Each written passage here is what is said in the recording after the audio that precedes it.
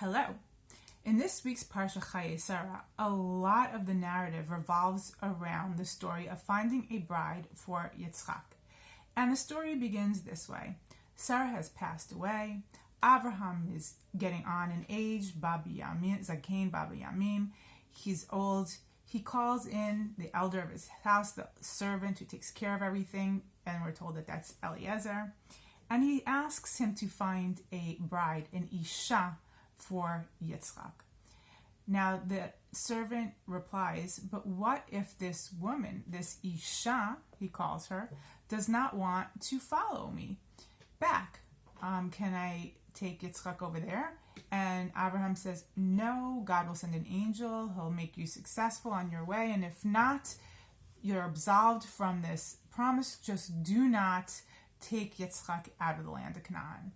And so then we're told the servant goes on his merry way. He takes 10 camels with him and a bunch of goodies.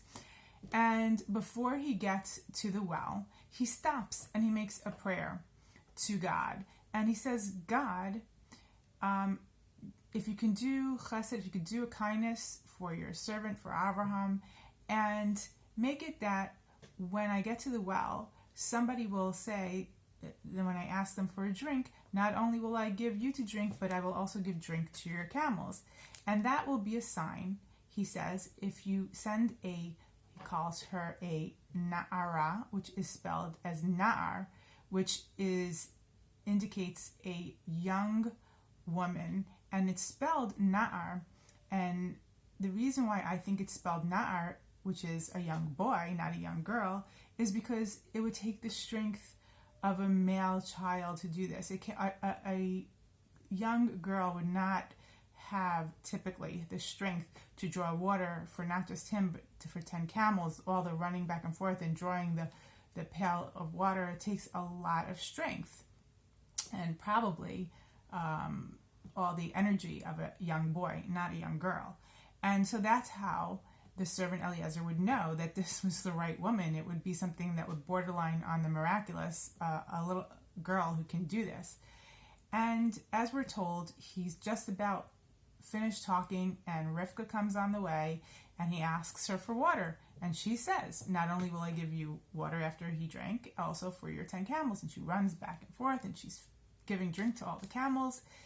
And we're told that Eliezer, the servant, is just astonished. His jaw dropped, and he's like, could that be that this really happened, that God really is fulfilling the promise that I asked? He was astonished. And he finds out who she is, that she's the daughter of the Betuel, who comes from the house of Abraham. And he ends up going back to her house to stay for the night. They said, we have place for you to sleep, for your camels and you, and all this. So he goes back and he recounts the story. And when he recounts the story to the brother and the father in the household of Rivkah, he calls her an alma, which is a young, fair maiden. As we're told, the Torah takes pains to tell us that she was really beautiful, and she was a virgin, young, beautiful woman that no man had ever known. And there he refers to her as an alma. Now, why the use of all these, the isha, the na'ar/na'ara, the alma? Why doesn't it just stick to one adjective when talking about Rivkah? And I think that this is hinting to us about something particular to Rivkah. Rivkah was very special. She was young and strong, and she had the boldness and the courage and the ability of a young child, a young male child, because it's very forthright for a young girl to do this.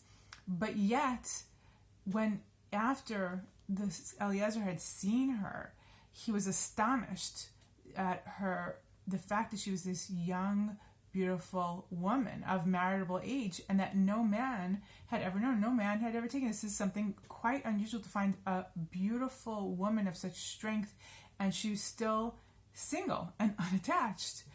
And the fact that Abraham asked for a bride, and he called the bride an Isha, is because, as we're told in Bereshit, each man should, when he gets older, he should leave the house of his mother and his father, and he should cling on to his wife, to an Isha, who's an Ezer Kenegdo, and helpmate for him. And the perfect helpmate for Yitzchak was specifically someone like Rivkah. Why? Yitzchak, we know, was born to Abraham and Sarah in their very old age. And a child, especially a child of the old age that Sarah and Abraham were waiting for extended period of time, he was, not in a negative way, I'll say this, but he was, fully taken care of in a babied sort of way. And he was very attached to Sarah, and he was given everything that he needed. And he needed now, Sarah had passed away, Abraham is old in age, he can't take care and he can't do for Yitzchak anymore. And they understood the way that they brought Yitzchak up, that they needed somebody, a strong character who can take care of the needs of Yitzchak. And this is something that she exhibited. And not just that, she was young and she was beautiful, and she took after Sarah. And we're told when she did go with Eliezer and she sees Yitzchak, and he takes her and he marries her, brings her in the tent, he's comforted. We were told that he's comforted from the death of his mother. He needed that comfort. He needed that replacement. He needed that strong woman with the ability to be that other half, the half that was missing. And Rivkah, we're told so much about her power and her strength and her abilities of not having to be, the face of power, but able to control everything. And she wasn't afraid. When she, in the next parsha, is about to give birth and she has issues, she's the one who goes to Shem Ve'ever and to figure out what's wrong. And she's the one who knows how to ensure that the right child gets the blessing. She has the power and the strength and all of the ingredients that Yitzchak needs as a wife. And this is something that's extremely rare to find in a woman, someone who has the beauty, the strength, the spirituality, the ability, the psychological awareness of how to deal with different people, different ways. And you see, she was very, very helpful, right? She was very helpful to Eliezer to bring him water from the well. And this was a character that her family knew. They knew that she was one who helped out others, and they misunderstood that. They misunderstood this quality of hers, of wanting to give others, of being a little bit of a pushover. And that's why when Eliezer returned with her to the house and they were trying to stall and delay her from going, they said, well, let's ask Rivkah.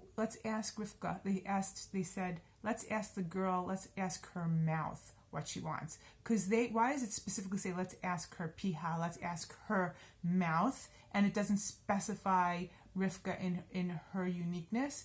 Because they thought that her mouth would follow their will. They thought that she was compliant. They thought that just because she was a chesed and she was always giving, that they could manipulate her and she would follow suit.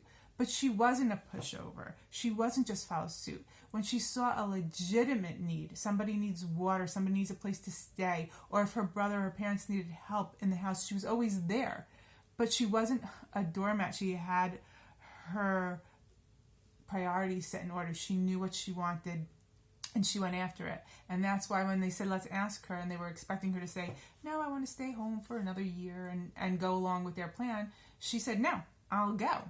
She was short, she was curt, she was to the point, and she got what she wanted. She ended up being able to leave their home for a better future. And there's so much more to say about Rivkah. Maybe I'll do a part 2 next week. But in the meantime, I wish you all a very good, healthy, restful, amazing Shabbat. Shabbat Shalom.